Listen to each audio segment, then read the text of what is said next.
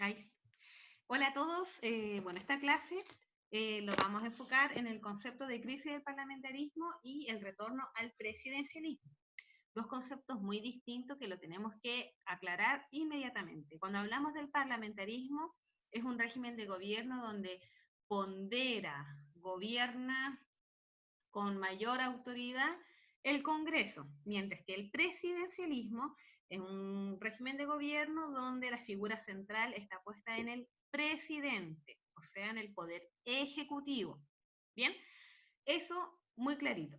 La otra aclaración, antes de comenzar la explicación de este PowerPoint, es que el concepto de parlamentarismo nosotros ya lo estudiamos.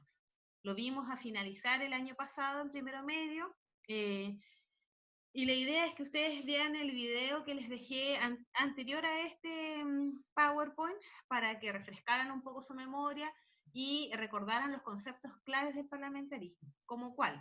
Que fue un periodo, el parlamentarismo, que estuvo en Chile entre 1891 a 1925. ¿Por qué nace? Por una crisis interna, política y social que había en Chile a causa de la diferencia que tenía el presidente Manuel Balmaceda con el Congreso. ¿Por qué esa diferencia? Por la apropiación de la producción del salitre, ya que el presidente Balmaceda quería que la producción del salitre y por supuesto sus ganancias pasaran a control y administración del Estado, mientras que el Congreso tenía sus intereses puestos en la salitrera y quería mantener la distancia y la explotación del salitre en manos de privados. Bien, este conflicto político generó una guerra civil, que fue la Guerra Civil de 1891, y terminó con el suicidio del presidente Balmaceda y con la instauración de este periodo parlamentarista. ¿Qué características va a tener este periodo parlamentarista? Va a ser un periodo donde el Congreso va a legislar muy poco, se van a aprobar muy pocas leyes, va a estar en un escenario muy crítico porque va a estar toda la cuestión social a flor de piel, va a haber mucho malestar social en este periodo y la clase política, la oligarquía y la aristocracia que estaba en el poder no va a hacer nada o va a ser muy poco para poder disminuir esta situación social. Además, se le va a sumar otro tipo de problemas que lo vamos a pasar a ver ahora. Ya con ese recordatorio, entonces, comenzamos. El objetivo es que analicemos la crisis del sistema político en el periodo parlamentario y veamos que la reestructuración va a venir de la mano con una nueva institucionalidad que va a ser la Constitución del 25. Ojo, ese concepto, si ustedes lo están anotando, destáquelo bien porque la nueva institucionalidad viene de la mano con una nueva constitución. Recordemos que una constitución es la carta fundamental que rige un país. Bien, entonces hay una nueva constitución, entonces hay nuevas reglas, nuevas bases que van a gobernar Chile. Bien, este esquema que les dejo acá no voy a pasar a explicarlo, es más que nada para que ustedes recuerden el contenido que nosotros ya estudiamos en primero medio. Bien, si es que hay algún concepto que les surjan dudas, lo anotan y lo aclaramos el día miércoles en el Zoom. Vicente Huidobro fue un poeta muy importante que hace una apreciación acá bastante interesante de este periodo, hacia 1925. Todo huele a podrido en Chile, él señala. Entonces, con esto nos podemos dar cuenta que la valoración o la evaluación que existe en Chile en este periodo ha llegado a todas las esferas, incluso a las artísticas, donde se identifica y se nota que hay un gran problema, no solo político, sino que social, económico y hasta incluso moral. Bien, nos vamos con el primer tema, entonces, la crisis del parlamentarismo. Estas imágenes que están acá dan señales de la difícil situación que está viviendo Chile en sus primeros 30 años del siglo XX, o sea, entre 1910, 1920 y 1930, ¿ya?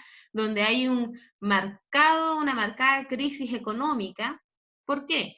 Porque el salitre ya no es la estrella a nivel internacional, el producto más demandado. Recordemos que en 1914 los alemanes han creado el salitre sintético, por lo tanto la demanda del salitre chileno comienza a disminuir. No digamos que se va a cero, pero sí comienza a disminuir. Y esa disminución se va a traducir en el cierre de algunas oficinas salitreras en el norte.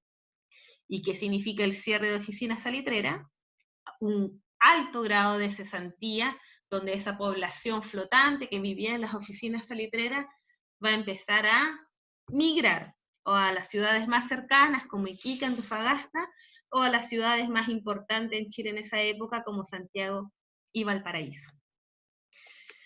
Esta crisis económica va a traer también una crisis social, política y moral, como lo dijimos recién. Pero vamos a ir al detalle, elemento por elemento, que fomentaron o fueron factores de la crisis del parlamentarismo. Atención para sus apuntes.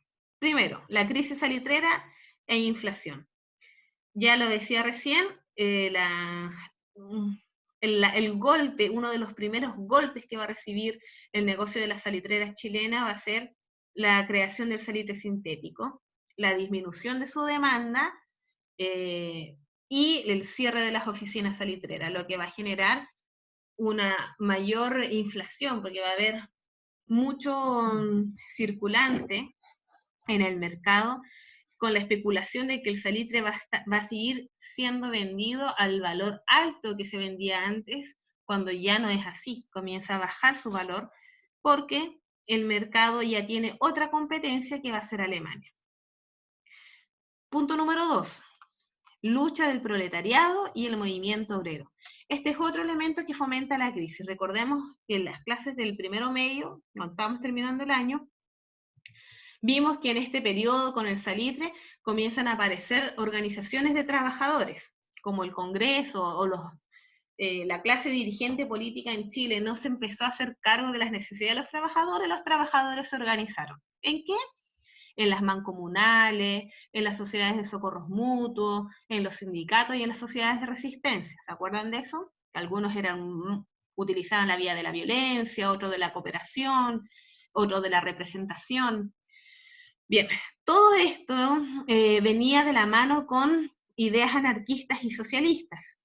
La mayoría de estas organizaciones obreras tenían una gran influencia de estos movimientos, porque también tenemos que contextualizar que en este periodo, 1910-1920, el mundo está viendo una revolución muy grande, que es la Revolución Rusa. Y todo ese movimiento ideológico va a empezar a llegar a los distintos lugares del mundo y por supuesto va a llegar acá a Chile, y se va a tratar de imitar un poco ese movimiento revolucionario liderado por los trabajadores. Prueba de ello es que en este periodo, sobre todo entre 1910 y 1920, van a haber hartas protestas, como la Revolución de la Chaucha, la huelga de la carne, donde van a hacer distintas manifestaciones por parte de la gente del sector trabajador que se va a manifestar en contra de las decisiones que el gobierno está tomando, llegando incluso a situaciones bastante violentas, sobre todo la Revolución de la Chaucha. Tercer punto, la agudización de la cuestión social.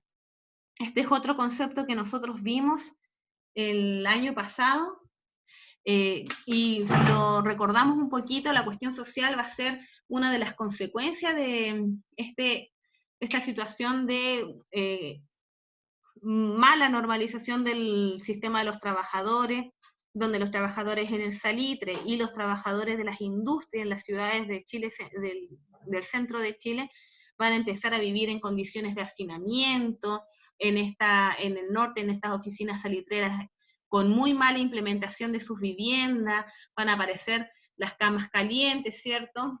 También pensemos en el sur de Chile, en Lota, donde las personas también vivían en condiciones bastante deplorables. Toda esta cuestión social va a empezar a acumularse, este malestar, porque nadie hace nada, o sea, todos ven que la gente muere de tuberculosis, de enfermedades infecciosas, de desnutrición, hay un altísimo grado de analfabetismo, pero nadie o muy pocos hacen algo.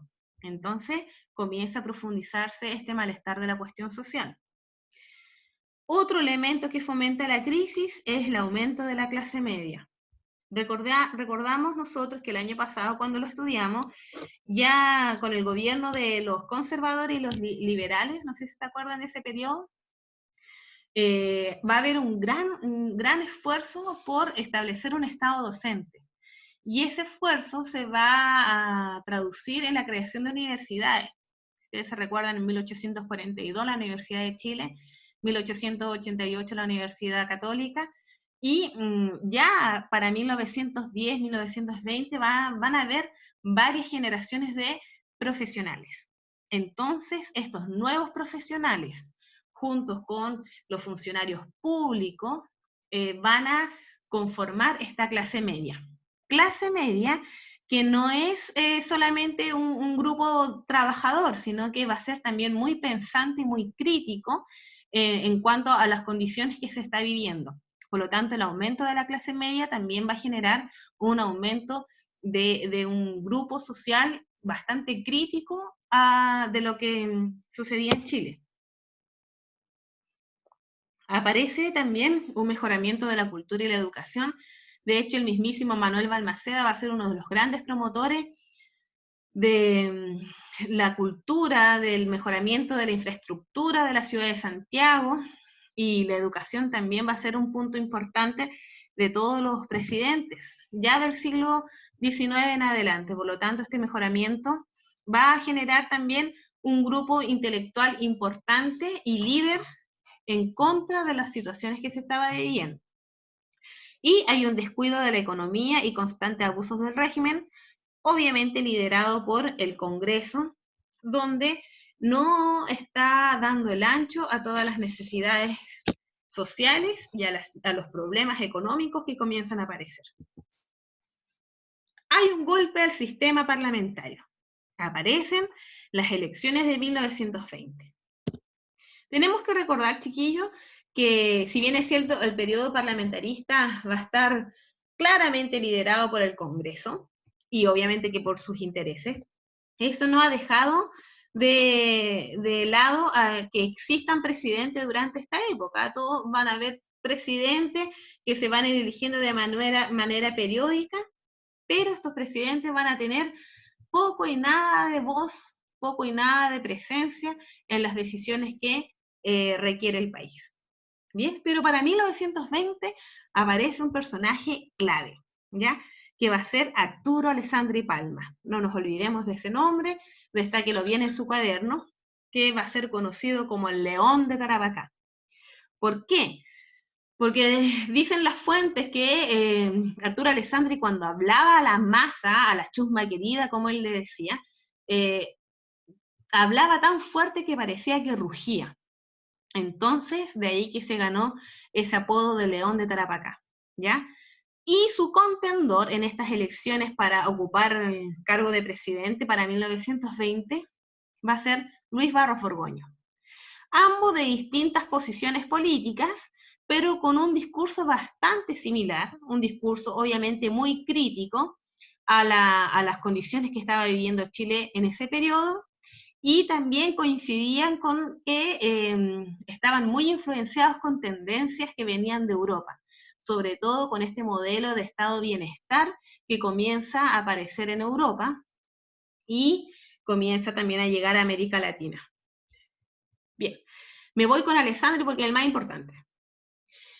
Arturo Alessandri, el León de Tarapacá, fue un personaje bastante innovador o creativo en su época, ya que dentro de su campaña por primera vez es el que hace una gira de campaña presidencial. Ya antiguamente solamente los presidentes, o los candidatos, mejor dicho, se quedaban en Santiago y hacían sus reuniones, sus discursos, sus meetings en Santiago, pero Arturo Alessandri recorre Chile y obviamente lo recorre con su discurso, ¿cierto? Un discurso representando al sector medio, la clase media y a las masas más populares, y teniendo un discurso crítico en contra del Congreso. Bien, con el 10% de la población que votó, Alessandri gana. Tenemos que tener en cuenta que en esta época era muy poco el universo electoral que votaba, estaba limitado solamente a hombres y con ciertos requisitos, ya que existía el voto censitario, y por esa misma razón la población que votaba era muy reducida. Me cansé. Bien. ¿Qué características va a tener el gobierno de Alessandri, que va a durar entre 1920 y 1925?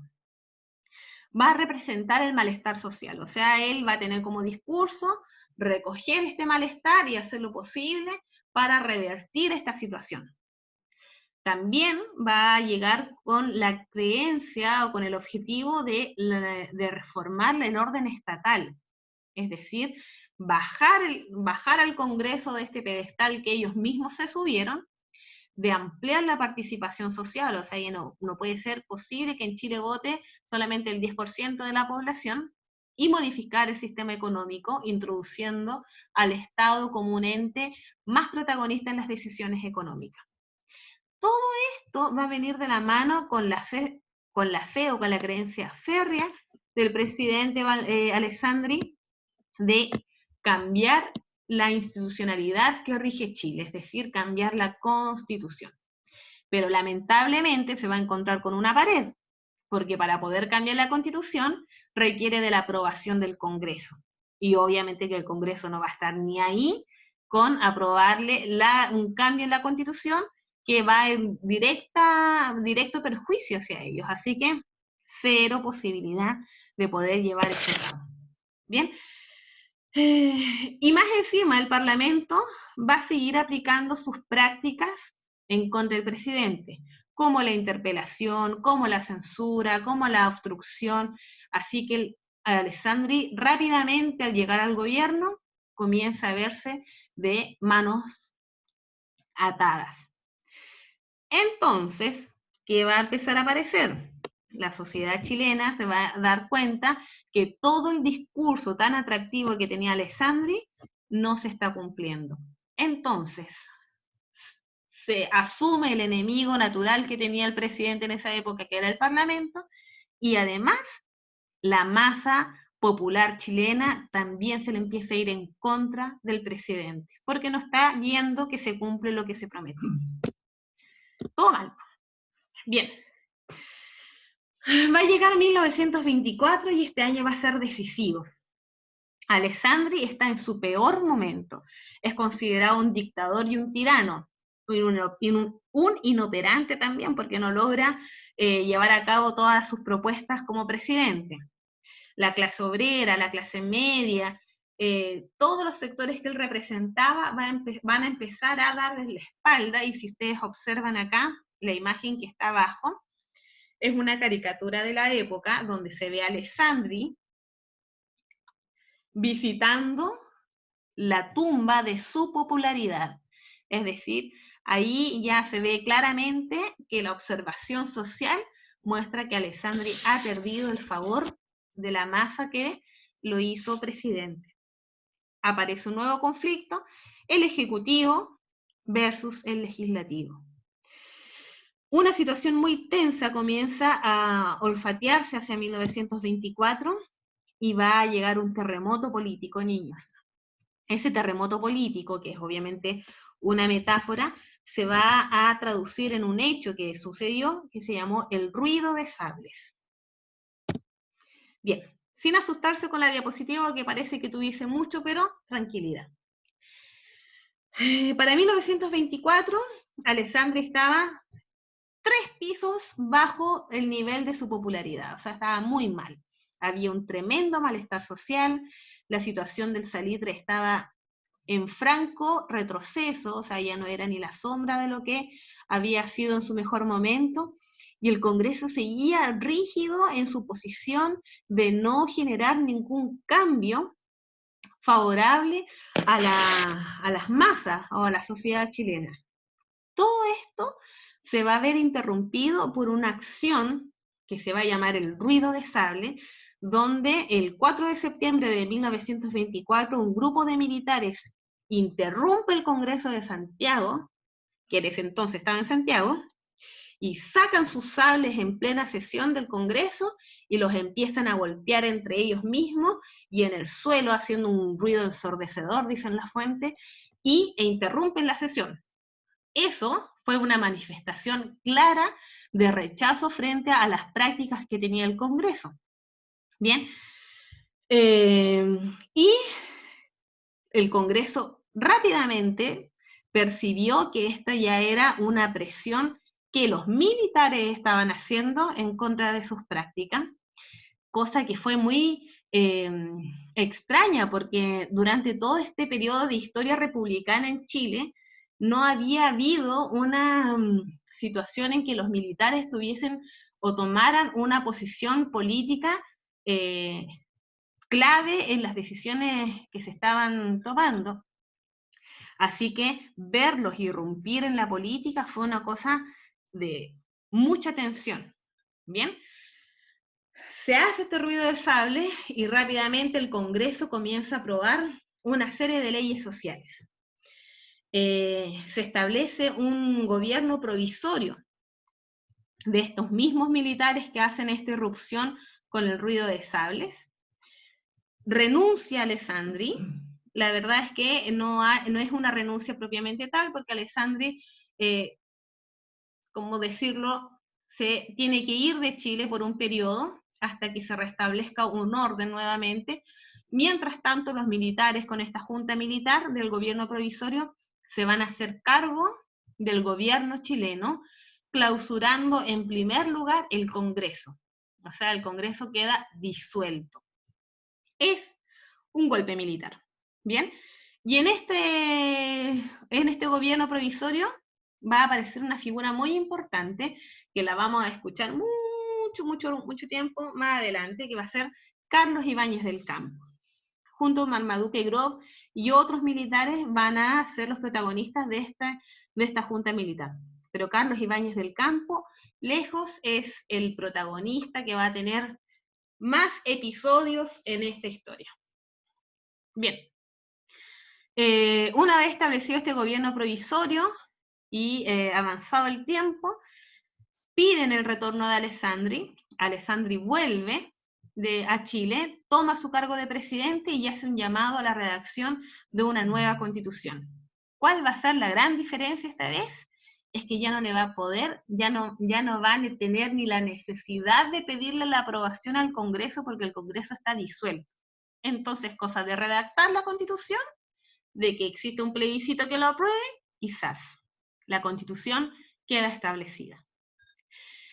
Entonces, para ello van a establecer una comisión consultiva constituyente donde el mismo Alessandri va a elegir a las personas que la van a integrar de distintos sectores para redactar esta constitución, y lo único que va a hacer como llamado popular, donde van a participar la ciudadanía, es un plebiscito para aceptar o no esta nueva constitución.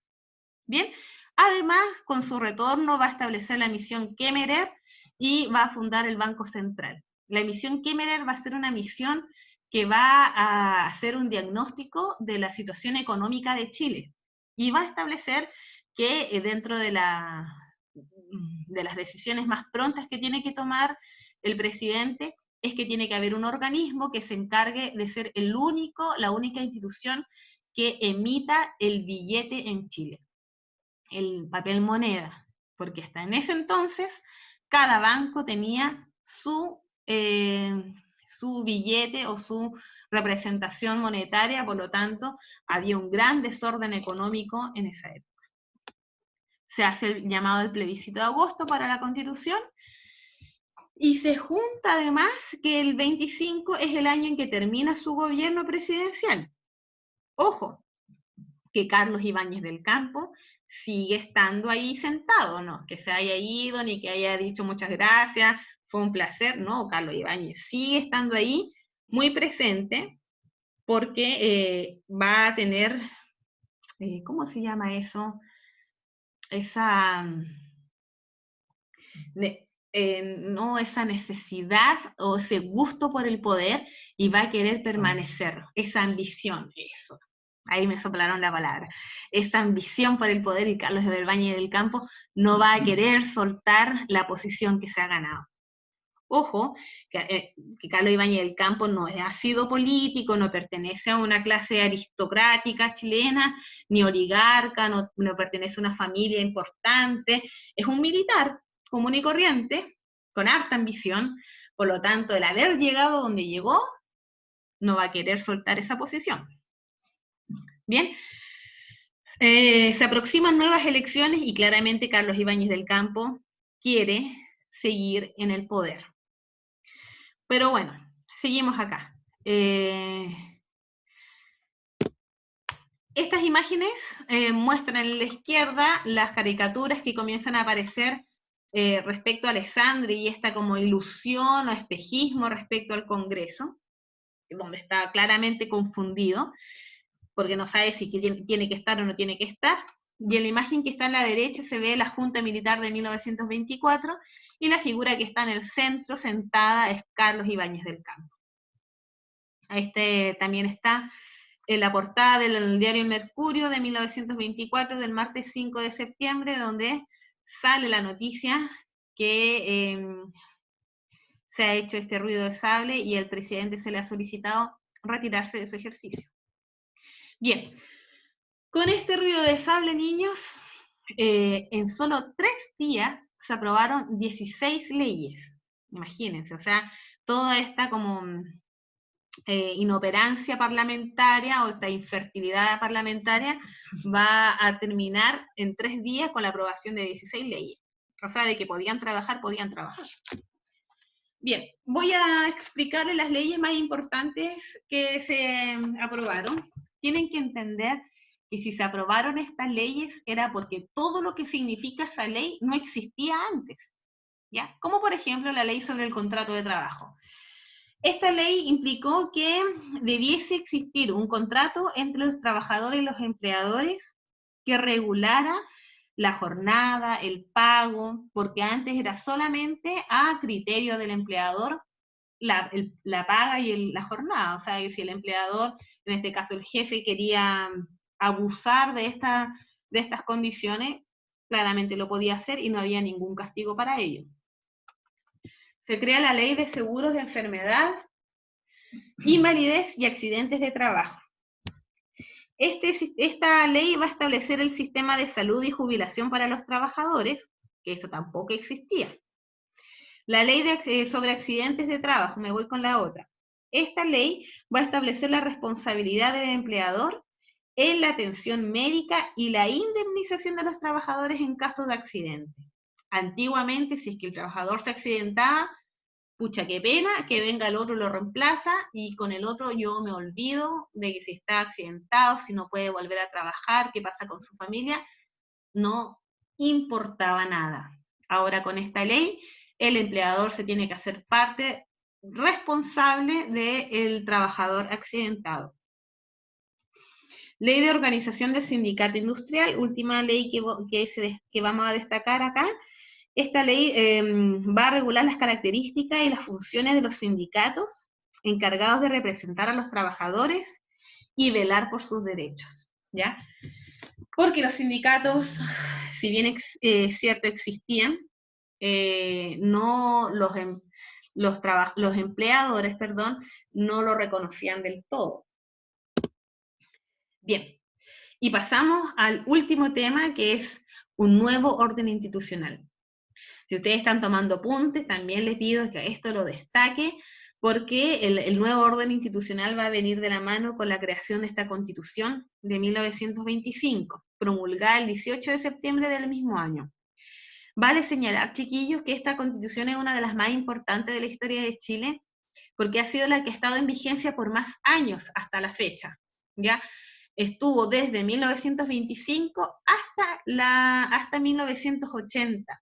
O sea, una constitución que aproximadamente estuvo 80 años en vigencia. Así que, y es una constitución que también puso fin a un periodo de la historia política como fue el parlamentarismo. Bien, ¿qué característica va a tener esta constitución? Va a estar marcado por la ausencia de la participación ciudadana, como lo hablábamos recién, donde solamente va a haber una comisión consultiva que el presidente va a designar y la ciudadanía solamente va a participar en el plebiscito que va a votar si aceptan la Constitución o no la van a aceptar. Recordemos que el universo electoral, o sea, la gente que votaba era muy poca, pero de esa poca gente que votaba, el 95% aprobó la nueva Constitución. Así que en agosto de 1925 ya podemos hablar entonces que se ha aprobado la Constitución y solamente falta la firma para ser promulgada el 18 de septiembre. ¿Qué características va a tener esta Constitución? Lo primero es que va a establecer que el régimen de gobierno en Chile va a ser presidencialista, es decir, el presidente es el jefe de Estado, elegido con voto directo, por 6 años cada periodo. Se crea además el TRICEL, que es el Tribunal Calificador de Elecciones.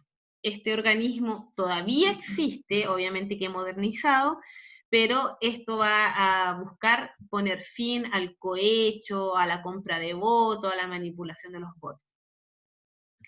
Se establece también la garantía por la protección social,